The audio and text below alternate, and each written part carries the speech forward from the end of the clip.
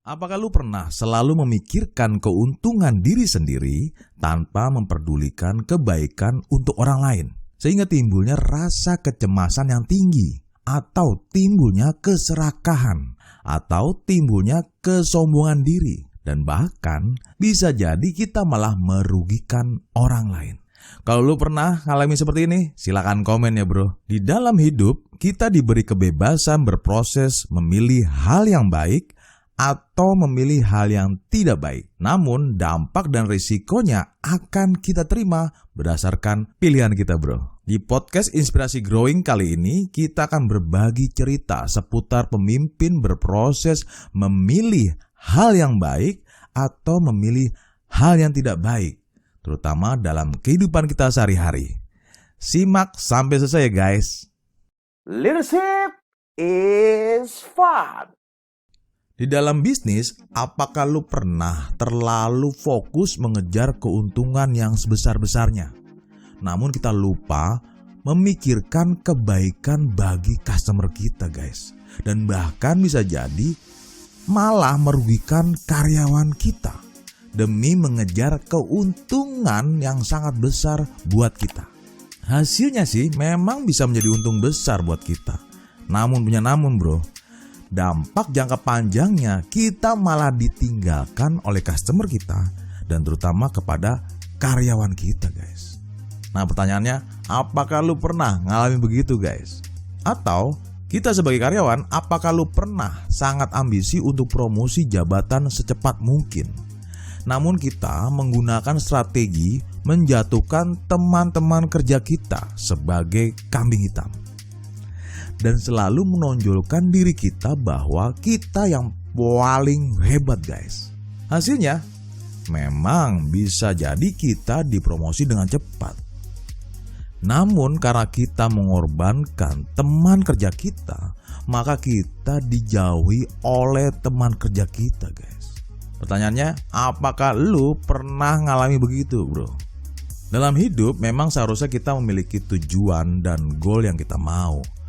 Namun ternyata kita juga dikasih kebebasan memilih dengan cara yang baik atau dengan cara yang tidak baik. Itu terserah kita bro. Dan setiap keputusan memilih tentunya adanya resiko dalam pilihan itu. Jika kita memilih cara yang baik dengan tujuan yang baik, maka hasil buahnya pun akan berdampak baik bagi orang sekitarnya. Namun jika kita memilih cara yang tidak baik dengan tujuan yang tidak baik, maka hasil buahnya pun akan berdampak tidak baik bagi orang sekitarnya guys. Biar ada gambaran yang lebih jelas, gue akan memberikan perumpamaan sebagai berikut guys. Seumpama nih, ada si penabur sedang menabur benih yang baik di ladangnya. Tetapi pada waktu semua orang tidur, datanglah musuhnya yang jahat menabur benih ilalang di antara gandum itu. Dan si musuh itu lalu pergi. Ketika gandum itu tumbuh dan mulai bergulir atau berbuah, nampak jugalah ilalang itu.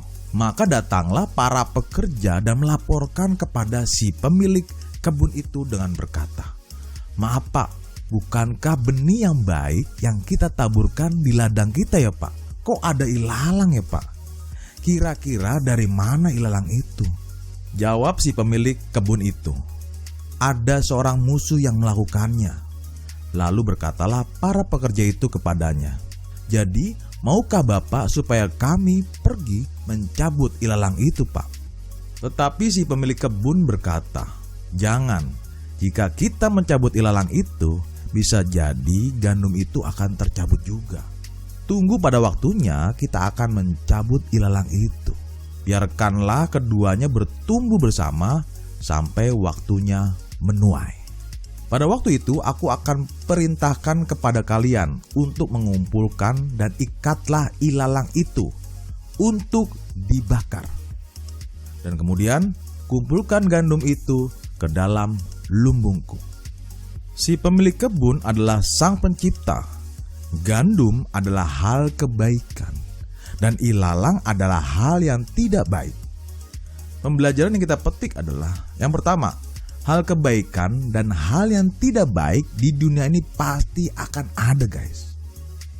Kemudian pembelajaran yang kedua, apakah kita akan memilih hal yang baik dan memilih hal yang tidak baik, sudah ada resikonya masing-masing, guys.